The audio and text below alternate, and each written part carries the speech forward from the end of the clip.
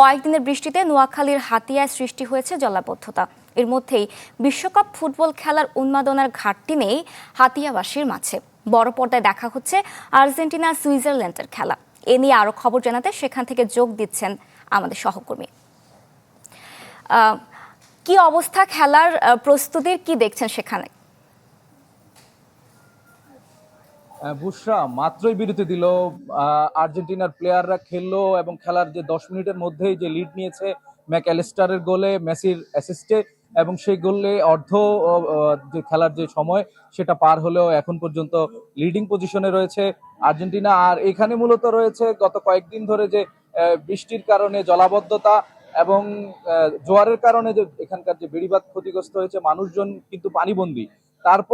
তারপরও তারা কিন্তু আনন্দ করছেন, উৎসব করছেন, তারা খেলা দেখছেন এবং খেলা দেখার জন্য তারা বড় পর্দার আয়োজন করেছেন। মোজো বিরাট কারবার।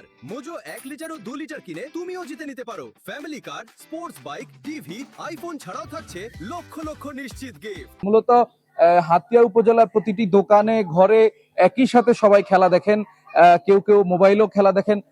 প্রতিটি পাড়া মহল্লায় দেখা যাবে একই অবস্থা। যদিও বন্যায় অথবা জলাবদ্ধতায় তাদের অসুবিধা হচ্ছে, কিংবা তারা ক্ষতিগ্রস্ত হচ্ছেন, ফসলি জমি ভেসে গেছে, কিংবা তাদের ঘরের চুলায় আগুন জ্বলেনি অনেকের, কিন্তু তারপরও তারা এখানে আনন্দ ভাগাভাগি করেন।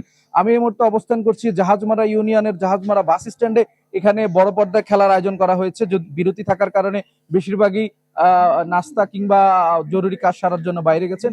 বিরতি শেষে তারা আবার যুক্ত হবেন এবং এখানে কানায় কানায় পরিপূর্ণ থাকে। যারা খেলা দেখেন এবং যারা খেলা দেখতে আসেন তার বেশিরভাগই হচ্ছে কিশোর বয়সী, বিভিন্ন বয়সে রয়েছেন। তারা খেলাকে উপভোগ করছেন, তারা আশা করছেন এবছর মেসির হাতে বিশ্বকাপ উঠবে এবং তারা এই বিশ্বকাপের শেষ উন্মাদনা পর্যন্ত তারা মেসির সাথে থাকতে চাচ্ছেন। তারা বলতে চাচ্ছেন কোনো বিতর্ক নেই, মেসি সেরা খেলোয়াড় এবং এই মেসির। হাসিব আলামিন, আপনাকে ধন্যবাদ।